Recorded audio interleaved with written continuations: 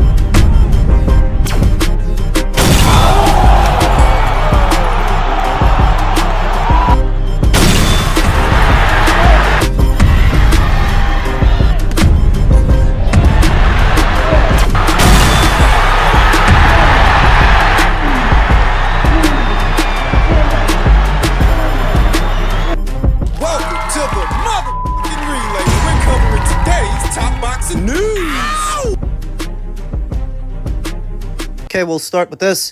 A comprehensive look at the Taylor versus Serrano 3 undercard. A card that I think promises to deliver in all the ways that the Times Square bill did not 2 or 3 weeks ago. The women are about to put on and show the boys how it's done, while some still interpret the push for more women's boxing matches as some sort of leftist propaganda. It's entertainment, fellas. That's all it is. Fight's a fight, whether it's 2 guys, 2 girls, or 2 squirrels. Fight's a fight, and whether or not it's a good one is not exclusive to a specific gender. No, the girls can put on a show just as, if not more entertaining than the guys can, because they have less time to waltz around the ring.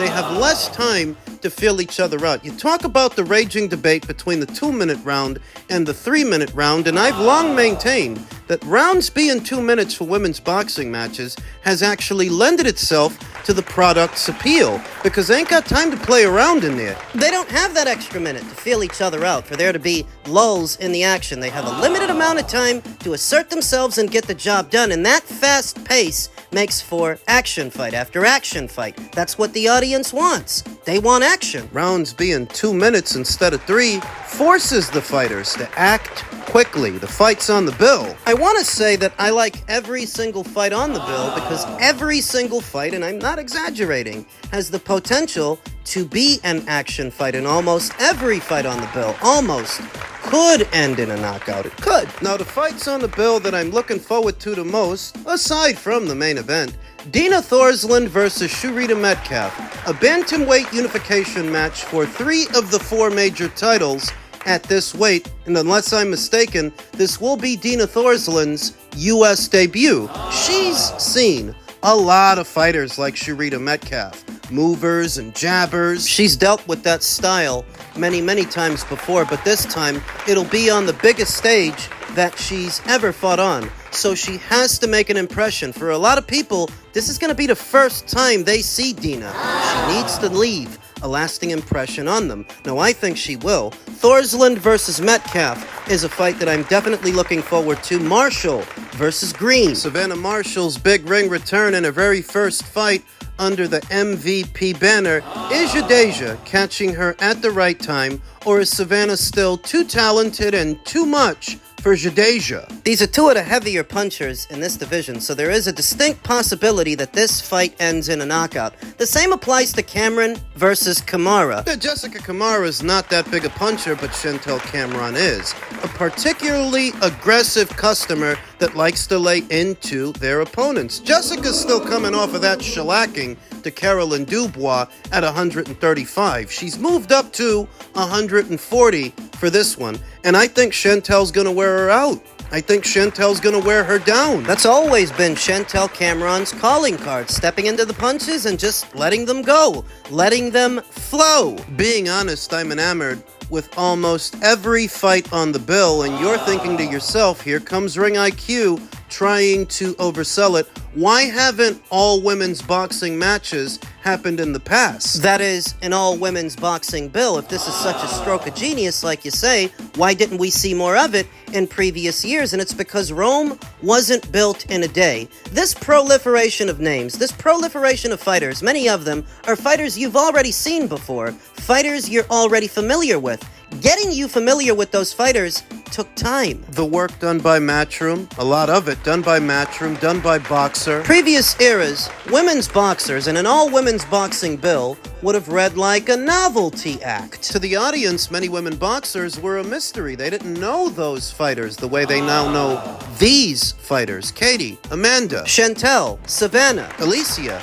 And that's the difference. That the work has been put into where with a lot of these fighters, you know what you're getting, and you know they're coming to rumble. Whereas before, when you're thinking about that Holly Holm era, that Mia St. John, that Christy Martin, that Layla Ali and Wolf era, you could probably only name a handful of fighters, just a handful. Now, that's changed. Took many years to do it, but the boxing community at large is becoming more and more familiar with these women fighters. They're starting to have favorites, rooting interest in some of their careers. They want to see certain outcomes. They want to see certain fighters fight other fighters. Same as they do with the men, to where now you can do an all-women's show. You can do an all-women's bill, and it's not a novelty act. It's just as legitimate and just as entertaining as a regular show, as a men's show, full of nothing but men. It's not leftist woke propaganda. If it wasn't entertaining, I wouldn't be talking about it. I wouldn't bother. The only reason that I am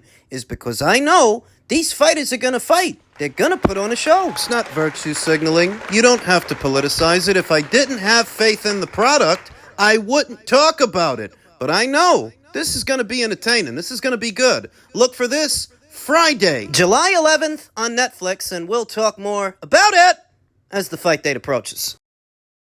All them fighters you just mentioned don't move on, then you can all sit and retire as happy men. You know, we've all been, I think everyone you just mentioned being world champion. So if that's the case, that's the case. But I think everyone you just mentioned are still kind of selling arenas out. So you can't really pass the guard yet until fighters make names for themselves and start selling arenas out. So you know, there's only you know, a handful of fighters who can do that, and you know, we need to take them out of the question. We need to start building bigger names in Britain, because I feel like, I don't know, the big promoters at the moment are forgetting Britain a little bit. I feel we're forgetting the big domestic shows, you know.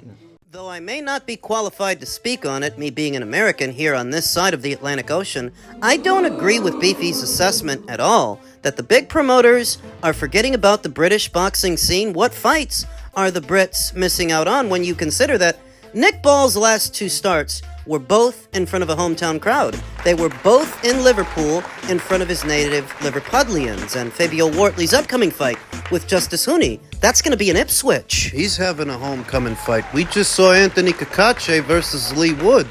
That was in the UK. And before that, the biggest fight we've seen in the UK, Conor Benn versus Chris Eubank Jr., biggest fight of the year on UK soil, and one of the better fights we've seen overall. A few weeks from now, you got the Alexander Usyk versus Daniel Dubois rematch, and that's at Wembley.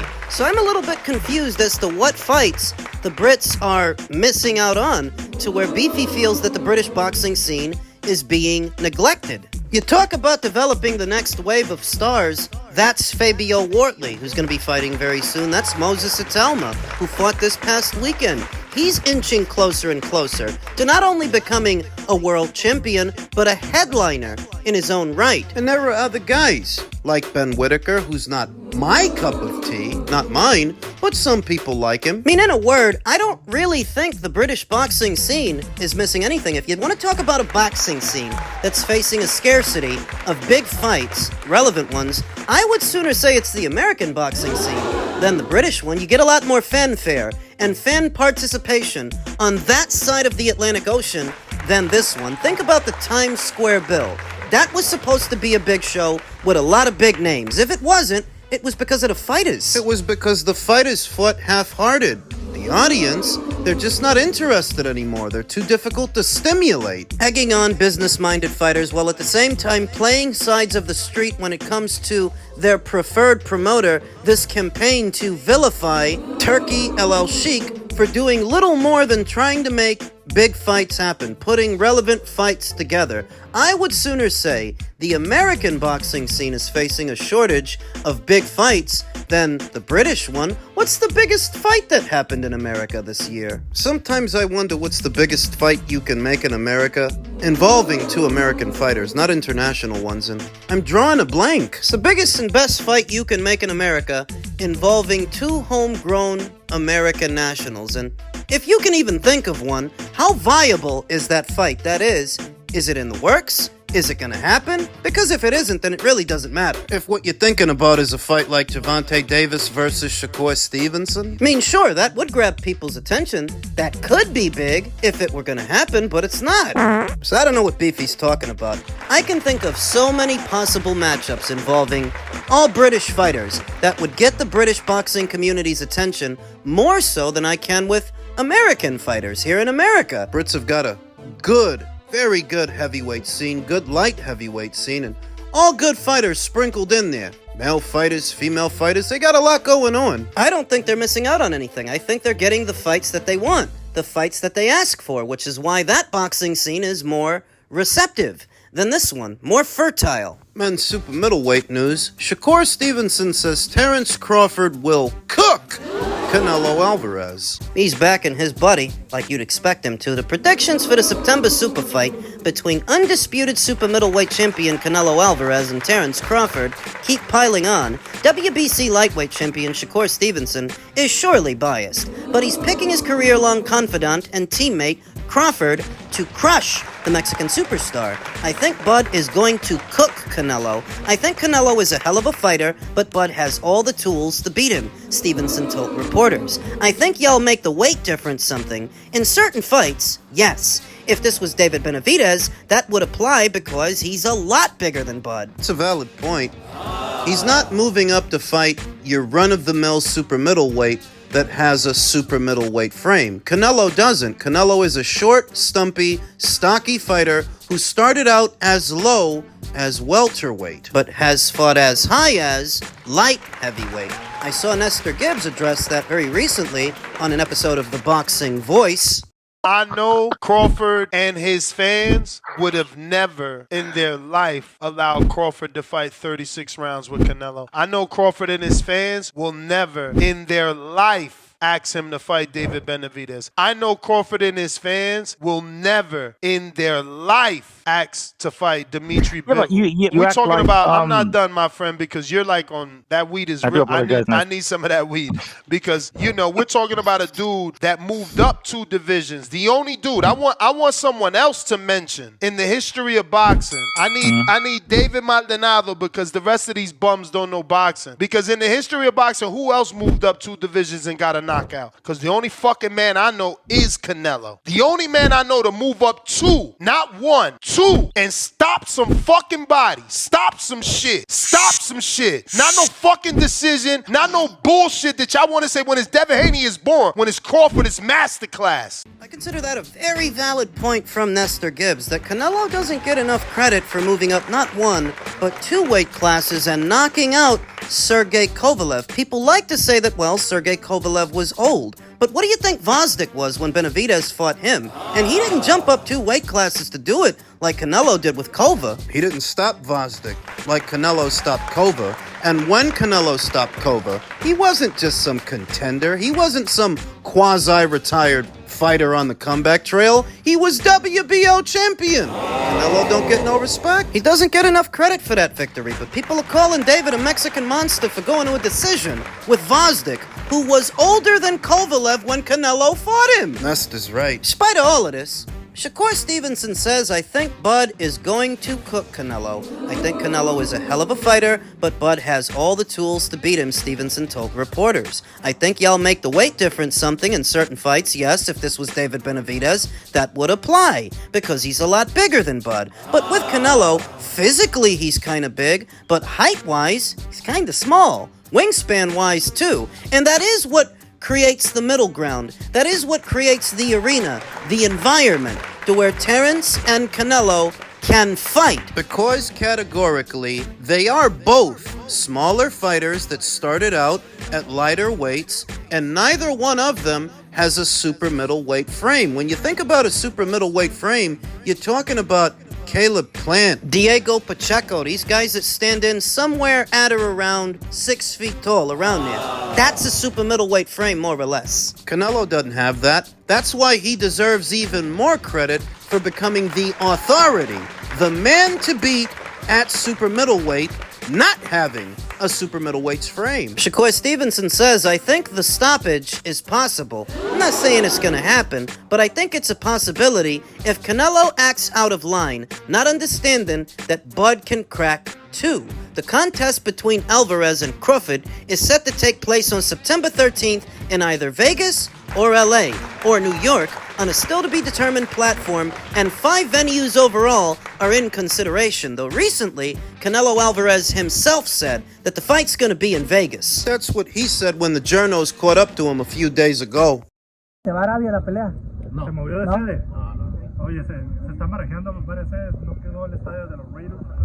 En eso estamos todavía, pero ahora sí que vamos a hacer que todo sea lo mejor para la pelea, porque es una pelea con instalación muy grande y tiene que la gente disfrutarla aquí en los cortes. ¿Alguna sede que Las Vegas? Todavía. Las Vegas. ¿Las Vegas? Van a ser, sí. Las Vegas, ok. No sale de Las Vegas. ¿Con tu gente? Sí, claro. No hay mejor fin de semana en Las Vegas que el fin de semana de la independencia de México, así que...